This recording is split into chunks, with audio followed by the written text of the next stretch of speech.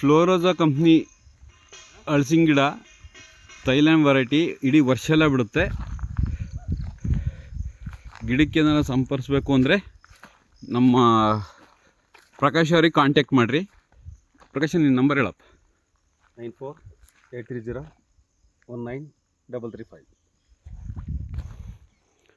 Sir ವರ್ಷಕ್ಕೆ ಎಷ್ಟು ಆದಾಯ ಬರ್ಬೋದು ಸರ್ ಇದು? ಸರ್ ಒಂದು ಗಿಡಕ್ಕೆ ಕಡಿಮೆ ಅಂದ್ರೂ 1200 ರೂಪಾಯಿ ಲೆಕ್ಕ ಹಾಕೊಂಡ್ರು, 40 kg ಲೆಕ್ಕ ಹಾಕೊಂಡ್ರು 1200 ರೂಪಾಯಿ. 1200 ರೂಪಾಯಿ ಅಂತಂದರೆ 300 ಒಂದು ಎಕರೆಗೆ ಅಂದರೆ 300 ಗಿಡಕ್ಕೆ 3,60,000 ರೂಪಾಯಿ ಒಂದು ಕಟಾವ್ಗೆ. ಒಂದು ಕಟಾವ್ಗೆ 3,60,000 ಬರುತ್ತೆ. 3,60,000 ರೂಪಾಯಿ ಅಂದರೆ ಒಂದು 3 ಕಟಾವ್ ಆಗುತ್ತೆ.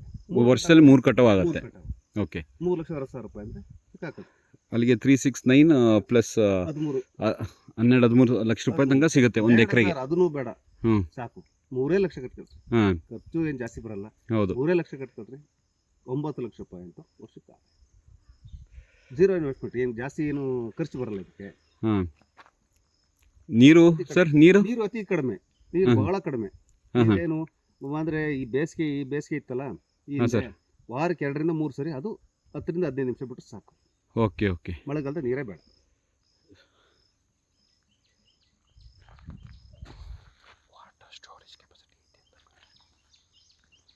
ಮತ್ತೆ ಸರ್ ಈ ಬಗ್ಗೆ ಏನಾರ ಮತ್ತೆ ಇನ್ನೊಂದೇನು ಅಂತಂದರೆ, ಇದು ಹೆಚ್ಚು ಕಡಿಮೆ ಅಂದರೆ 4 ಗಿಡದ ಮಧ್ಯ 4 ಗಿಡ ಇರುತ್ತಲ್ವಾ, ಅದ್ರ ಮಧ್ಯೆ ಏನಾರ ಅಕಸ್ಮಾತ್ ಒಂದು 10ರಿಂದ 12 ಅಡಿ ಗುಂಡಿ ಏನಾರ ತೆಗೆದ್ರೆ ವಾಟರ್ ಸ್ಟೋರೇಜ್ ಕೆಪಾಸಿಟಿ ಭಾಳ ಚೆನ್ನಾಗಿದೆ ಹಲಸಿನ ಗಿಡಕ್ಕೆ ಸರ್.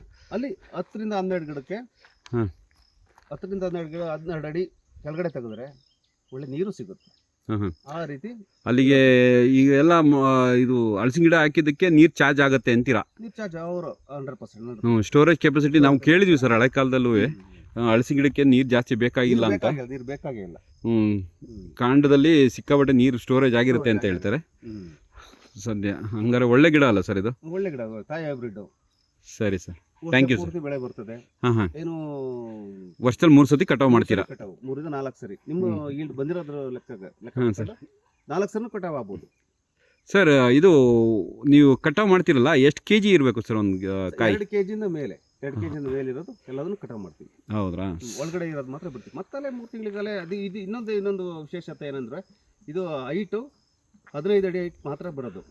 ಪ್ರೂನಿಂಗ್ ಮಾಡ್ತೀವಿ. Okay okay. ಇದರಲ್ಲಿ ಏನು ಗೊತ್ತಾ, ಮೊನ್ನೆ ಬೇರೆ ಬೇರೆ ಗಿಡ ತೋಟದಲ್ಲಿ ಹಾಕಿರೋವೆ ಅಲ್ವಾ, ರೆಂಬೆ ಕೊಂಬೆ ಎಲ್ಲ ಇರ್ತಾವಲ್ವಾ, ಏನೂ ಇರಲ್ಲ. ಎಲ್ಲ ಹಾಕಿದ್ದ ಇದನ್ನೆಲ್ಲ ಅವು ತಿಂತವೆ. ಇದೆಲ್ಲ ಆ ಥರ ಅಲ್ಲ, ಕೊಂಬೆ ಏನಿರಲ್ಲ. ಏನು ಅಶೋಕ ಟ್ರೀ ಬರ್ತದಲ್ಲ, ಏನು 4ರಿಂದ 5 ಅಡಿ ಒಳಗಡೆ ಇರೋದು ಗಿಡ. ಹಾಗಾಗಿ ಈಳು ಚೆನ್ನಾಗಿ ಬರುತ್ತೆ. ಎಲ್ಲ ಪೋಷಕಾಂಶನೂ ಸಹ ಹಣ್ಣು ಕಾಯಿಗೆ ಅದು ತಗೊಳತ್ತೆ. ಹಾಗಾಗಿ ಈಳು ಚೆನ್ನಾಗಿ ಬರುತ್ತೆ. ಸರಿ ಸರ್.